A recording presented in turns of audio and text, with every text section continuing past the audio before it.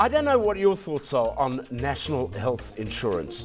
The one thing that those three words means to me is absolute uncertainty.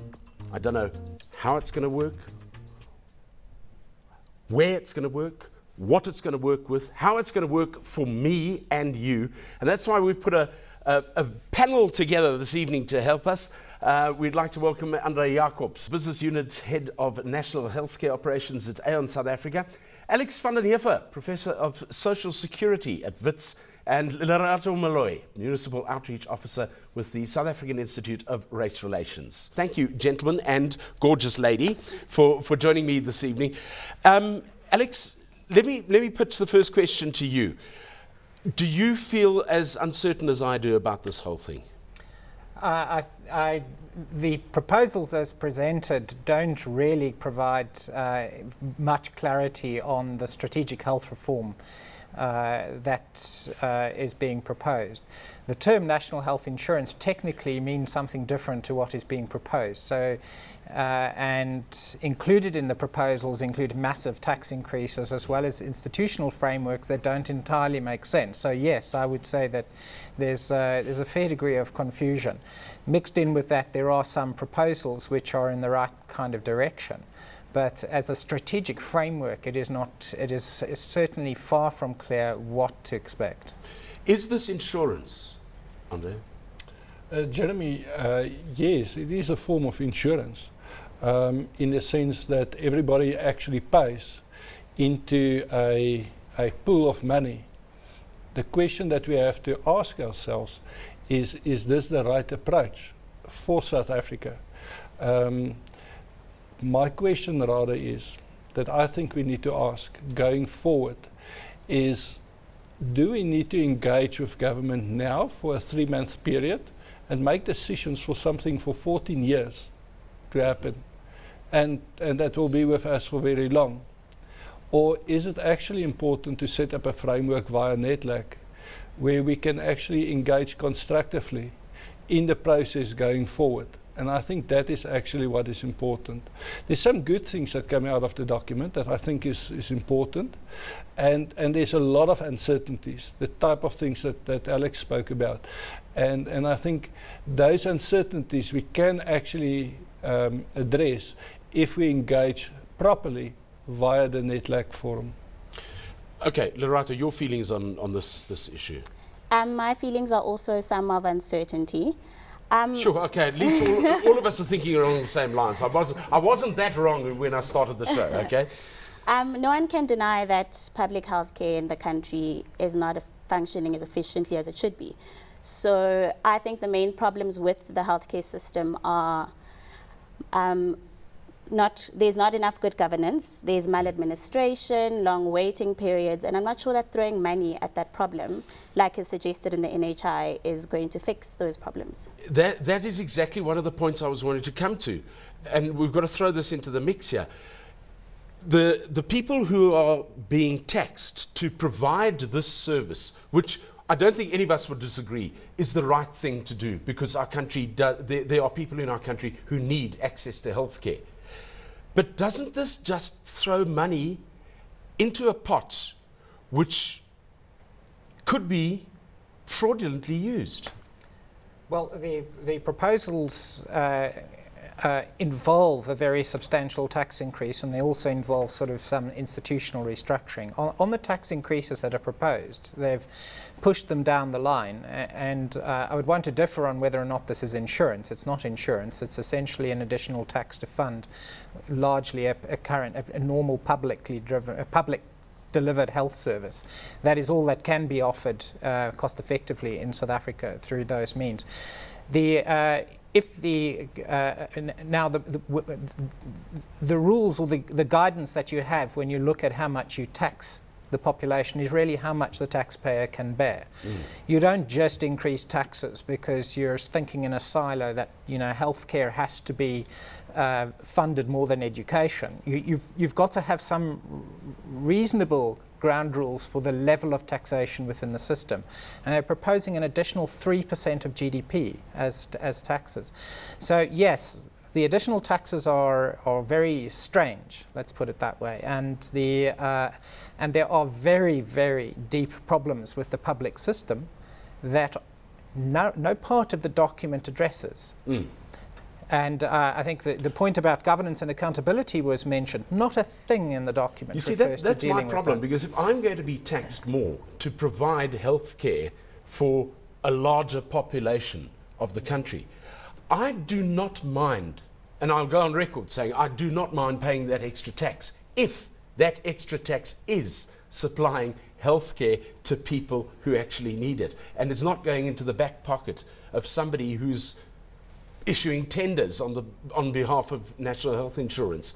Let's move away from that part of the debate, though, because there are plenty of issues around this, and we don't want to get bogged down with just one aspect of it.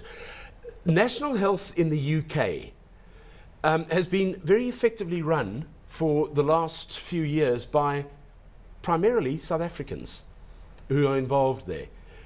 Why is government, Andre, not engaging with the private sector here more closely to get a public-private partnership going? Jeremy, I think they are engaging with the private sector, but it's the manner of engagement that I think is where the problem is.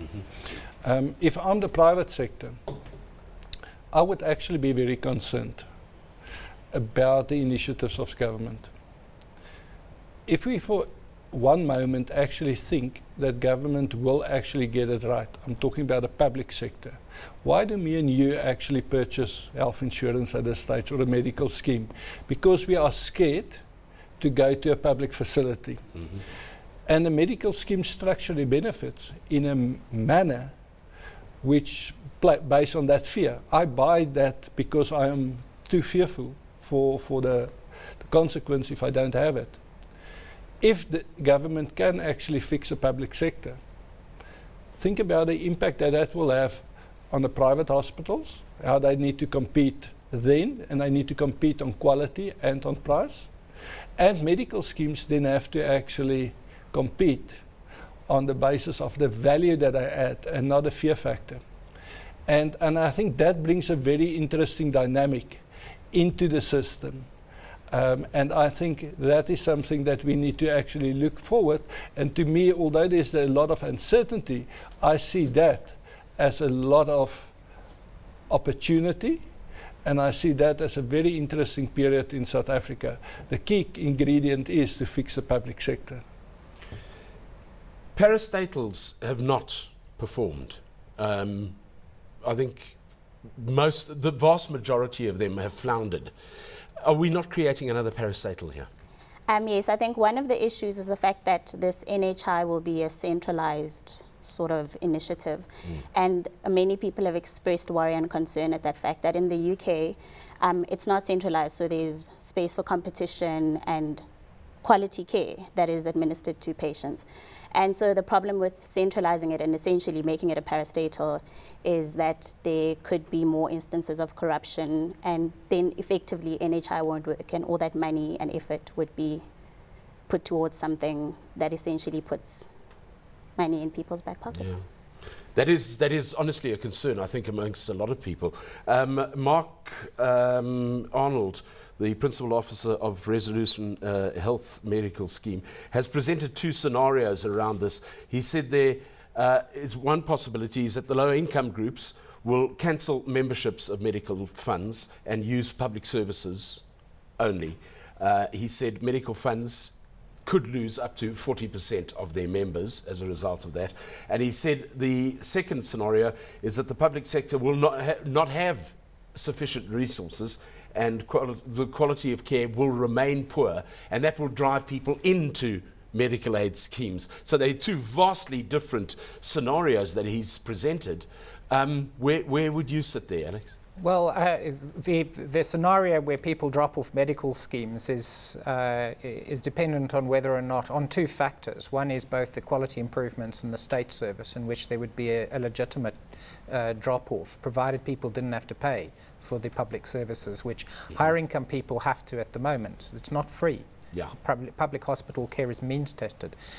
Now, the second reason would be that taxes are increased to such an extent that disposable incomes are reduced and people are essentially unable to continue contributing to quite a lot of what they do privately, whether it's medical schemes or the rest. So you could have a drop-off for that reason. That drop-off is not a sound drop-off because people aren't dropping off because they're going to a better quality health service. They're dropping off just because they've been crowded out. Now, so there is no promise in this framework that in fact there is going to be a quality improvement in the public sector, and I mean I can go into the issues and we can discuss them as to what's wrong with the public system and why it's so difficult to correct it. But I would say it's very unlikely that we are going to see within 10 years a reasonable improvement in the public sector. They run deep, and there's also institutional change that's required that is not, that's going to take many years to bed down.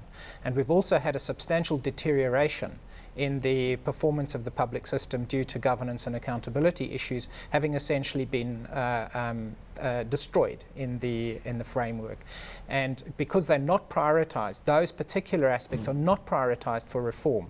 We're not going to see those things change. So even if we put more money in, we're not going to see an improvement. Are we being typical South Africans here? And it's the same, going into the Rugby World Cup, everyone goes, oh yeah, I don't know if this team can do anything here. As opposed to saying, we are the reigning champions. Are we not being too negative about NHI? That's exactly why I'm making the statement that if government, and that is challenges, and the challenges that Alex put forward, I think is politely. I think I can remember the Minister of Health once said that there is no challenges, there's problems.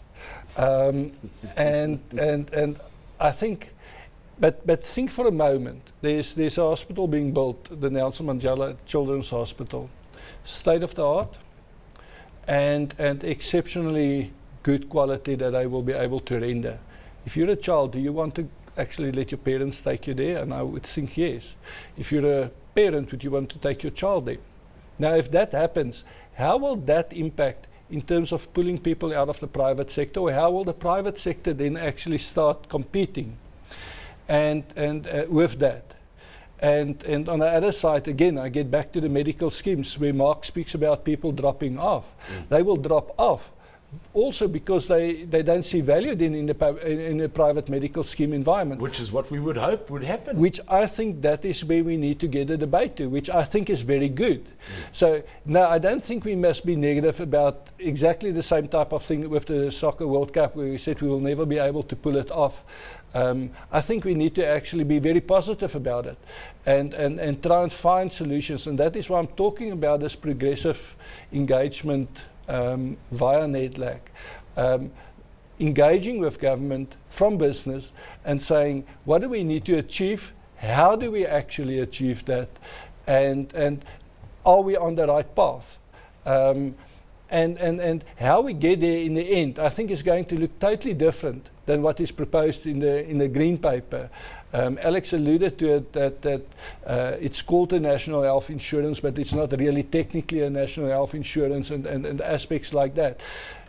What we need to do is we need to get to a system where we provide quality care to all the citizens. So this is a work in progress. And I can see Alex is already starting to get jittery. Lerato's wanting to come in here. We'll get to you in just a moment. We're talking national health insurance. We've got to take a break. We'll be back with our guests in just a moment.